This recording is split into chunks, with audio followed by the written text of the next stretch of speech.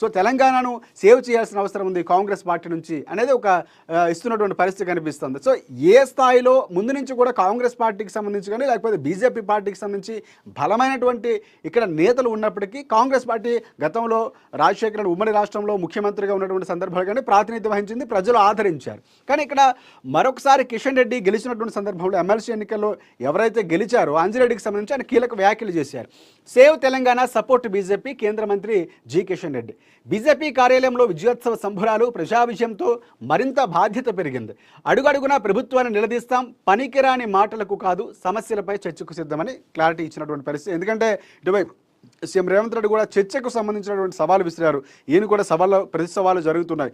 కిషన్ రెడ్డి చేసినటువంటి వ్యాఖ్యలు కొంచెం కీలకంగా ఉన్నాయని చెప్పుకోవచ్చు. ఇటువైపు జర్నలిస్టుల సంక్షేమం అభివృద్ధి కోసం త్వరలో కొత్త పాలసీ రాబోతుందంటూ మంత్రి సీతక్క నిన్న జర్నలిస్టులకు అండగా ఉంటామని కూడా చెప్పినటువంటి పరిస్థితి కనిపిస్తుంది. మహిళలకు సంబంధించి మహిళా జర్నలిస్టులు యజమానులుగా ఎదగాలి, మహిళల పట్ల గౌరవం పెరగాలి, పాఠ్యాంశాలు మహిళల గౌరవం పెంపొందించేలా ఉండాలి. సో ఇది ప్రధానంగా ఉన్నటువంటి అంశం. నిజంగా పాఠ్యాంశాల్లో రావాల్సినటువంటి మార్పులు ఖచ్చితంగా రావాలి. ఎందుకంటే విద్యార్థి దశలోనే వారు చదువుకున్న ప్రాథమిక దశ అంటే మనం సాధారణంగా ఒక మాట మాట్లాడుతూ ఉంటారు పెద్దలు, మొక్కై వంగనది మానై వంగుతుందా అంటే ఆ మొక్కగా ఉన్నప్పుడే ఆ పసి మనసుల్లోనే వారికి గౌరవభావాన్ని మహిళల పట్ల ఇప్పుడు జరుగుతున్నటువంటి అకృత్యాలుగా మనం చూస్తున్నాం. ఆమె మహిళగా స్పందించారు. ఎందుకంటే గతంలో మహిళల పక్షాన ప్రజల పక్షాన పోరాడినటువంటి ఒక మహిళగా ఇటువైపు సీతక్క ఉన్నారు కాబట్టి సీతక్క చేసినటువంటి వ్యాఖ్యలు కూడా ఆమె ఆలోచించే దృక్పథాన్ని ఇక్కడ తెలియజేస్తున్నాయి.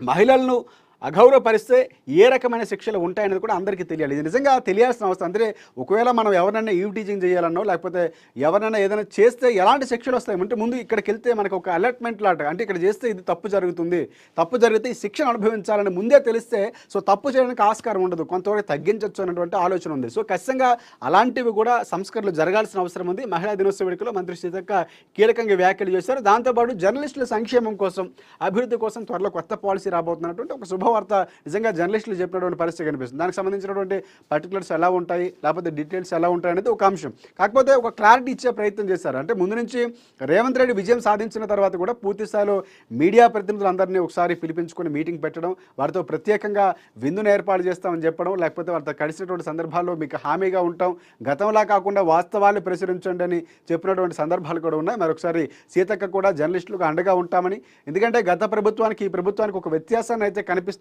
ప్రజల నుంచి వినిపిస్తున్నటువంటి వాణి. సో ఇక్కడ మహిళా జర్నలిస్టుల యజమానులుగా ఎదగాలి, ఉండాలి, ఆ స్థాయికి వెళ్ళాలని కూడా ఒక మహిళగా ఆమె కోరుకున్నటువంటి పరిస్థితి ఉంది. సో ఇంకొక ఇటువైపు అంశం ఒక మనం చూద్దాం. ప్రధానంగా సీఎం రేవంత్ రెడ్డి సొంతూరు కొండారెడ్డిపల్లిలో నర్సయ్య తాత రప్పారప్ప ఏఎన్ఎన్ మహా ఎక్స్క్లూజివ్ సీఎం పై సొంతూరు రిపోర్ట్ కార్డు, జ్ఞాపకాలు, ఆనందాలు, జ్ఞాపకాలు. అంటే సీఎం రేవంత్ రెడ్డి మొన్న వెళ్ళినటువంటి సందర్భాల్లో కానీ లేకపోతే స్నేహితులు కలవటం, ఆయన అద్దెకున్నటువంటి ఇంట్లో అప్పుడు జరిగినటువంటి సందర్భాలు గుర్తు చేసుకోవడం, భోజనం చేయడం ఇవన్నీ కూడా చేశారు. అంటే అప్పుడు పడినటువంటి ప్రతిదాన్ని గుర్తుపెట్టుకోవడం, అంటే ఎదిగినటువంటి తీరులో మనం ఎక్కడి నుంచి వచ్చాము, మన మూలాలేంటి, మనల్ని ఎవరు ఆదరించారు, ఈ స్థాయికి రావడానికి కారణాలేంటి, ఆ మనిషిని ప్రతి మనిషిని ఆ సందర్భాన్ని ఆ ప్రాంతాన్ని గుర్తుపెట్టుకోవాల్సిన అవసరం ఉందనేది సీఎం రేవంత్ రెడ్డి పదే పదే చెప్తూ ఉంటారు. ఆయన ఆ దిశగా ఇప్పుడు ముఖ్యమంత్రి అయిన తర్వాత కలవటం కానీ చూస్తున్నటువంటి పరిణామాలు మనం చూస్తాం. అంటే అది చాలా వరకు యువతకు ఆదర్శం. అంటే మనం ఒక స్థాయికి వచ్చాక మనం ఎక్కడి నుంచి వచ్చాం, మనం ఎవరు అనేది మర్చిపోవడం అనేది సాధారణంగా జరుగుతూ ఉంటుంది. సో అలా ఉండకూడదు, ఆ స్థాయిలో ఉండకూడదు. అంటే అలాంటి ఉన్న ఒక ముఖ్యమంత్రి స్థాయిలో ఉన్నటువంటి వ్యక్తి వెళ్ళటం చెప్పడం అనేది నిజంగా ఒక ఆనందదాయకం అని చెప్పుకోవచ్చు, మనం ఆదర్శంగా తీసుకోవాలి. ఆ దిశగానే ఆయనకు సంబంధించినటువంటి పూర్తి సమాహారాన్ని, ఆయన జ్ఞాపకాలను, సొంతూరులో ఆయనకున్నటువంటి అనుబంధాలు ఇవన్నీ కూడా గుర్తు చేస్తూ ఒక పూర్తి స్థాయిలో ఒక ఎక్స్క్లూజివ్గా ఏఎన్ఎన్ అలాగే మహా న్యూస్ సంయుక్తంగా చేసినటువంటిది. సో అది ప్రచారం కాబోతుంది ఇటువైపు ఏఎన్ఎన్లో, అలాగే మన మహా పేపర్లో కూడా దానికి సంబంధించి ఒక ప్రత్యేకమైనటువంటి ఒక సంచికను ఇచ్చినటువంటి పరిస్థితి.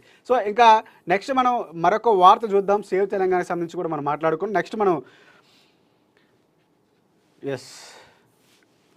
నెక్స్ట్ ఆంధ్రజ్యోతికి వెళ్దాం. ఆంధ్రజ్యోతి చూసుకుంటే ప్రధానంగా